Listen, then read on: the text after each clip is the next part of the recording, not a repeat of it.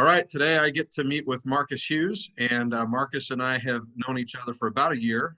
He moved up from California last year, took over the head job at Oak Harbor High School, and came to our passing tournament, and then we did a jamboree together as well, and we've kind of stayed in contact with email and so forth since then. So, Marcus, if you would give us some background about yourself, and then maybe how race has impacted your life. Okay, yeah. So I am originally from Colorado. I wasn't born there, but I was raised there in Fort Collins, Colorado. Both my parents, my dad's from inner city, Newark. My mom's from Lexington, Kentucky, and they met in college in Indiana, and then where I was born, and then we moved to Colorado. I got two sisters and an adopted brother, and growing up, anyone that knows anything about Colorado, first, there's not a lot of Black people. Second, Fort Collins is definitely not very diverse, especially in the late 80s to the mid 90s, kind of where I grew up. And, I graduated with 487 people from Fort Collins High School, and I think 6 of us were Black. Wow. And so, I definitely didn't really experience racism until probably around middle school, and then high school. I definitely got some, but it was interesting growing up, because I'm middle class, so it was growing up in all white neighborhoods with all white people. I mean, my 2 best friends, one was Black, one was white. But my parents always would tell me stuff like, hey, you can't do the same stuff as your white friends. You got to be careful. You can't do this. And I'd be like, yeah. And for the most part, I stayed out of trouble, but I didn't really understand what they were saying but it kind of, scared me like, oh, I don't want to get in trouble. So it's not till now where I really look and see what's happening in the world. I'm like, man, like, yeah, I get it, and, and one of the things, and I'm kind of non-confrontational. My parents told me like, hey, you're going to be called the N-word. You're going to be called this and that. And you know what? You're not going to fight, people, you just get up, walk away, and that's kind of what I did, and it was good or bad. I never even told my parents about some of the times where, I've been told, in middle school, first time got called the N-word, and I was told, go back to Africa. And then really in sports is when I really, really started seeing it, being at the bottom of a pile, and they're like, yeah, and, they're yelling at me, calling me the N-word and stuff. And it's like, what the heck is going on? But, I just was kind of raised that way, just to, just walk away from it. People are ignorant, and, just that's kind of how it is. And then, I went to college. And so, and so my wife is white, and I met her in college, and, even growing up, like, oh, you only like white girls. And it's like, well, no, I love all girls, I just happened to fall in love with someone that was white. And, in college, so I met her in Grand Junction, Colorado, and, the Western Slope, definitely not a lot of Black people. And when we first started going on dates, I mean, I could recall times where we'd walk into like a bowling alley or certain restaurants, and just the looks I'd get, I'd be like, yeah, we got to go. And we would leave, and she wouldn't understand. And now obviously she does. And I have 3 daughters, and, they've experienced and, different things in terms of like, 2 of them my oldest is, people don't know what race she is. My youngest, they don't know what race she is. And then my middle one, they know she's mixed Black and white. And so she's had some issues, but the biggest things, that growing up in Colorado is I'd get a lot of these undertone racism things like, well, you don't act Black, you don't speak Black, you don't talk Black. And it's like, and at the time when you're young, you're just kind of like, you just kind of laugh it off. Like, it's, oh, you're a Cosby kid, and it's just, it was hurtful, but I didn't really understand it until now. It's like, you know what? They were basing what they were seeing off of TV, back, when time, whenever they see on MTV, oh, that's how Black people are supposed to act. And, my parents are very, very educated. My mom has a PhD. She's the vice president at student affairs at Colorado State University. My dad has his master's, and I have my master's. I mean, education is big. And you know, I think about it now, and it's like when they tell me stuff like, you know, you didn't act black, you don't speak black, you know, you don't talk black. It's like, well, where are you basing this off of? Because I'm an educated black man. Like, what you see on TV is how you think I'm supposed to act. And so, you know, it was rough, and it's really funny that you kind of get an understanding now. Mm-hmm. Did you find, was it coming from white people or black people that were saying you weren't black enough, or both? Oh yeah, that's a great question. You know, mainly it was definitely from the white people because there's more of them. But Right. you know, I recall, you know, a couple black people moving in from like the South to Mm-hmm. Fort Collins. That family somehow migrated there, and you know, they would tell me stuff like that. I remember this one kid, and it just sticks out because it's just like I wasn't one to like smoke weed and stuff. And he was like, come on, he's like, it's in your blood to smoke bud. And I'm like, what are you talking about?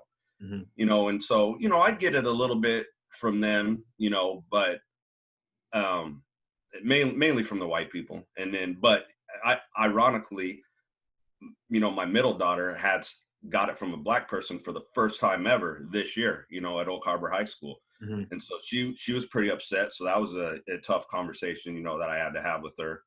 But you know, it's tough. So is there a pressure then in the black community to live up to a certain perception as well? You know, I can't really speak for everyone in the black community because everyone's different. You know, to me, you're a byproduct of your environment. Mm-hmm. So, you know, it depends on where you're at. I mean, you know, luckily I know who I am now, and you know, I'm strong enough to be like, no, that's not. Yeah, I'm black, regardless. When I go out, I'm a black man, period. You Mm-hmm. know, whether people see me as an educated one or they see me as a thug, it doesn't matter. So you know, for me, I could say I don't think there's pressure. Growing up, I would feel like, thinking back, I feel like, yeah, I think that I felt like, man, I need to act like what I kind of see on TV, Mm-hmm. you know, but that's not reality, you know, Right. so. Right. So could I have you speak directly to maybe teenage people of color, and what advice would you give to young people as they're coming up in dealing with the undertones of racism, or hopefully not, but maybe even more overt things? And then what would you recommend for them as best ways to approach that? You know, looking back, I guess to me, I think one of the things, I think that you have to address it. And I think this generation of teenagers are doing a lot better of it. You know, but it's tough. Like I said, it was tough for me, you know, who do I talk to? You know, especially growing up in Fort Collins. You know, my parents were good, but you know, I still didn't always go to them.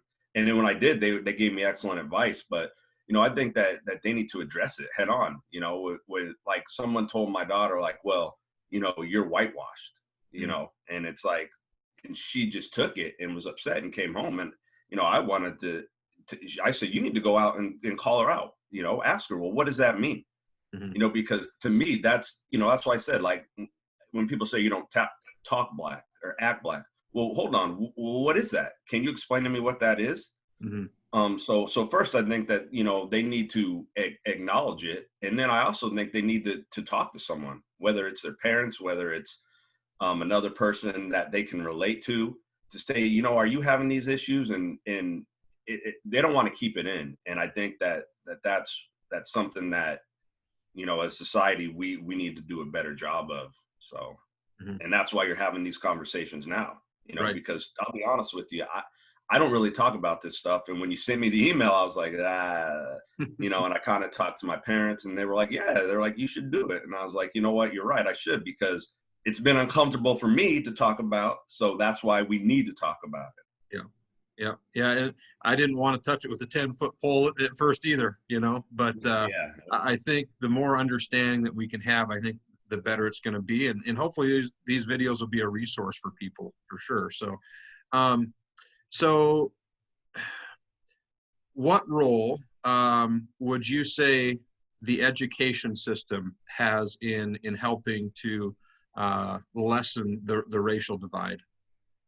Well, I mean, I think it's huge. You know, first off, I'm a firm believer of, especially right now, we need a lot of empathy. And I teach health, and that's something that, man, we do a whole unit on empathy. And some of the kids, oh, it's cheesy, but that's what we need right now. Mhm. We need to be empathetic. And I think that the education system, I think they need to teach more also about racial injustice and systematic racism, and things that that has affected our country for so many years. And because we need to create an awareness. People need to understand, instead of just, oh, that's stupid, or why do they do this, or and so, that's, to me, I guess that's kind of, I think that, these schools just need to do a great job. And like I said, they have, the character challenges and the empathy stuff. And I mean, all that stuff is so important for kids. And like I said, I really do feel a lot of hope, because having teenage daughters, and just seeing this generation and what they're living and what they're seeing, and the changes that they want to make and that they're going to make, I really believe that it will take time, but the future is going to be better. Okay. What role did having a mentor, was there a mentor that you had in your life? And maybe not being surrounded by many African Americans, maybe that ends up being more dad or something, but who was a mentor for you? And was it important to have an African American mentor as well? Absolutely. For me, I mean, I'll be honest, my parents were my biggest mentors. Just because I could go to them for anything, and they were always constantly talking to me. They were proactive about stuff, before. And even though I was young, I would just say, yeah, yeah. And I didn't really understand until now. I'm like, wow, like everything they're telling me, because they definitely grew up way different than I did. And they didn't want me to have to grow up like that. So that's why they worked hard. And that's why, they went to school and they did the stuff that they did. And so, seeing them, for sure. And then, like, I remember growing up, with the university, we had like a big brother, big brother, big sister program. And I'd be paired with like some of the college athletes that were good role models there. And, we would like go bowling with them and hang out with them. And I think that was good for me to see, um, you know, because really growing up, I mean, a lot of the black athletes is who I would look up to, because that's who I didn't know a lot, but that's who I'd see. When you watch TV, you watch them, you see them, and so it definitely was good having like my parents who weren't pro athletes, and relatives, and giving me examples of people that that have made it, and how important education is. I mean, they have ingrained it in me since I was young. So That's a theme that I have seen. Education has come up in almost all these talks, and part of that probably has to deal with I'm talking to educators, right? Mostly it's been football coaches or a Boeing engineer, but education has been something that's really been important. It's great to have professional athletes and musicians and so forth out there. And I think a lot of our young people today, black, white, whoever, just kind of have these goals of fame and maybe I'll be a YouTuber. But not everybody makes it that way. So, I think the more I listen to people, the more the education aspect or component has been coming up. So what would you say to a young person, black, white, doesn't matter, about setting all of their goals on, this fame kind of idea? well, I mean, that's a great question. I mean, luckily, it's funny because I don't know too many kids that are like that, and now as coaches, we know there's kids that are, oh, I want to go in the NFL. I want, and it's like, well, hold on, and I mean, I guess to me, you got to tell them, well, what's your backup plan? I mean, really, everything starts with education. I mean, one of the reasons why it was so ingrained in me is because, my parents always said, you're going to have to work twice as hard as everybody else to get what you want in life, to get your jobs, because you are black, because of systematic racism. And, I never understood that till now. And so, it just, education to me is the forefront of everything, almost, in terms of interacting with people, getting jobs. I mean, education just it's like the real world. It's the real life, and the school, being in schools and interacting with different races and ethnicities. And so, I guess it's kind of tough because I don't know too many kids that have said, I want to be a professional YouTuber. That's great, I would tell them, but what if that doesn't work out? What do you want? What are you going to do? And you need to get your grades right. Mm-hmm. So what are there certain maybe movies or books or things that you have seen that have really impacted you? And if there are, you can send those to me later, and I'll include them as resources for you. But is there something that you have seen that just really was kind of an aha moment, or that you read? Not. I can't think of like something. I've seen a lot of movies. But really, it's just the news. Watching the news sometimes, it's like, wow. And like I said, I've been kind of sheltered, and I kind of try to stay away from that stuff, but it's all over now. And it's forcing you to talk about it and bringing up a lot of things that have happened to me growing up. And to me, those are kind of the aha moments. And it's like, wow, something I also need to start talking to my kids about, some of the things that are possibly going to happen to them, or that could happen or going to happen to them.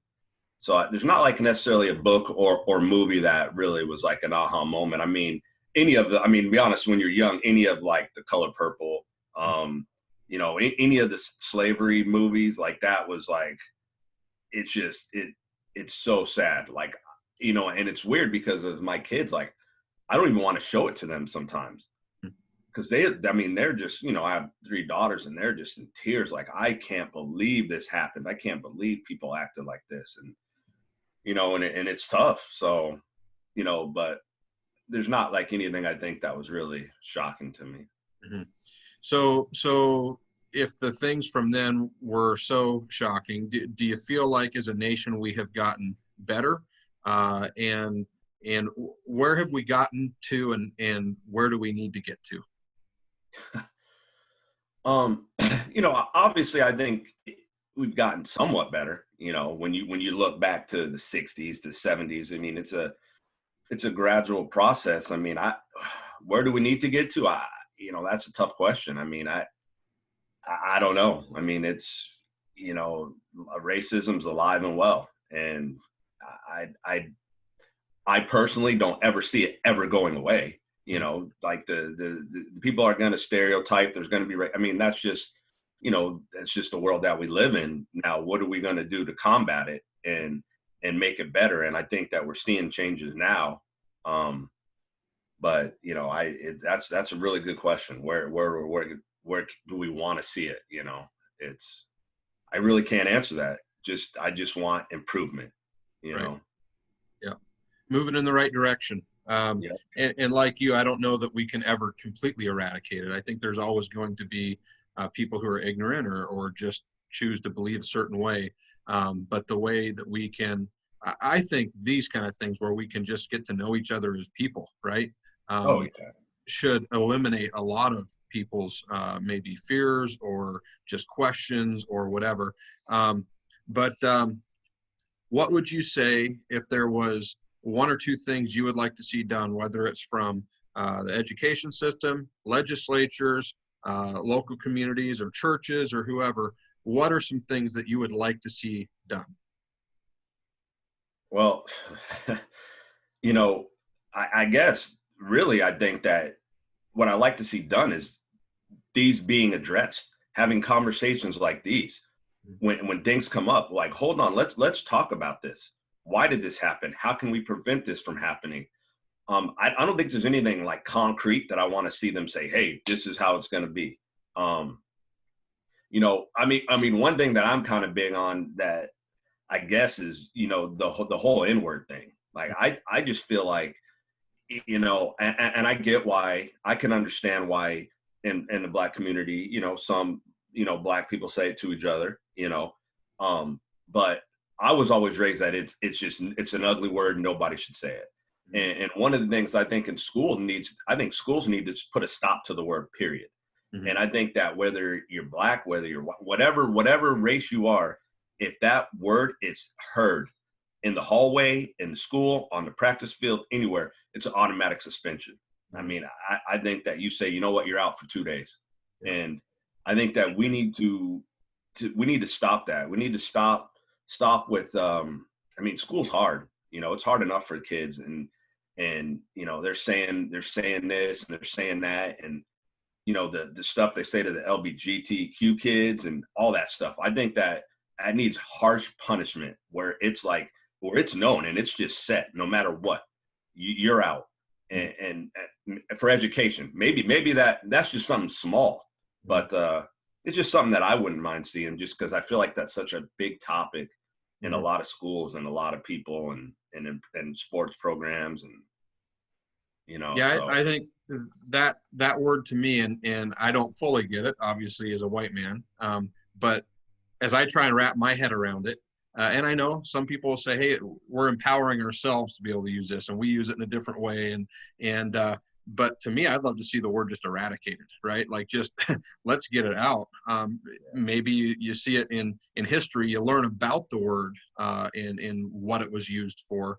But that one to me is just, I don't get the use of, keeping that thing going. But and that's just something small, in schools. But I mean, obviously the situation's way bigger than that. I mean, right. way bigger than that. But Yeah. it's just something in school, one thing. But like I said, I mean, it's tough to say exactly legislative and in schools. I mean, to me, it's getting the conversation, calling people out, which is what you're seeing now. I mean, you're seeing it from college athletes with coaches. You're seeing it everywhere now. Like, people, enough is enough. And that's what's really good to see. And I think that has to continue. Yeah, I agree. What gives you the most hope for the future as we move forward?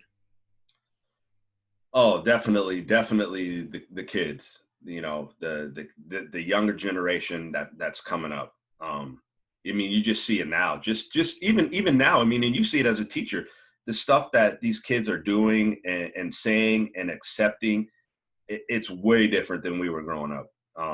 And to me, that is where I think it's going to get better. I think that as they become adults, as they start having kids, things are just going to change. And to me, that's what gives me the most hope, in terms of the future of the world. Right. Well, Marcus, it has been an absolute pleasure. If there's anything that I haven't touched on that you wanted to talk about, I'll let you close out with that and then give you the final word. No, I mean, not really. I mean, there's so many things we could have got into, especially like with coaching and black coaches and the lack of them. That's something that sad. But I mean, there's so many different directions we could have went in, and I just appreciate you doing this and having these conversations with people and getting it out there. And I look forward to the future and watching some of your other ones. Yeah, you bet. Why don't you touch on the situation of African American coaches briefly before we close out? Obviously, when you look at football, the majority of them are African American athletes, and then you look at coaches, and there's hardly any. And I just think it's I think it's sad, but I think it's systematic racism. It's a good old boys network, and it's like, they recycle coaches. They don't give, some of these the black coaches second chances. I mean, you look at it, and there's a few, that Willie Taggart, there's some that have got second and third, but it's not the same. And, it's just, we got to get them in. I mean, there's got to be more. And, like high school's done a great job. Trying to colleges. I'm losing you. You're frozen. Can you hear me?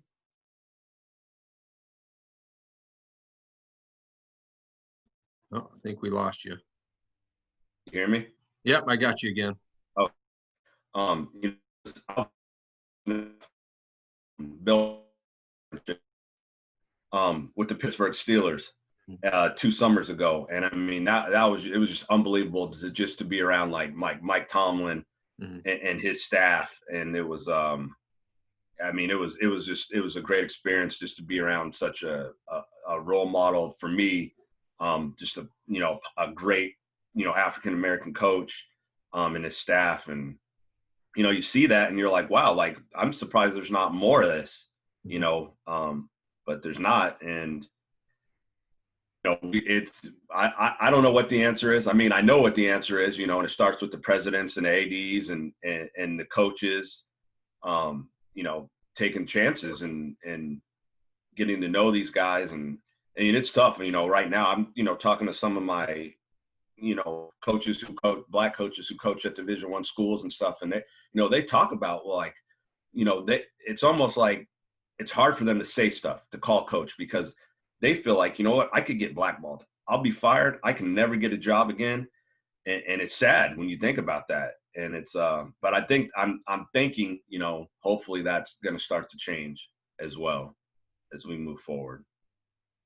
Awesome. Well, let's make sure that we do all we can to endorse and support African-American coaches. And once again, I thank you so much for your time. And if there's anything that I can do to help you, you just let me know. Thank you, Marcus. Awesome. Thanks. Yep. Take care. Take care. Bye.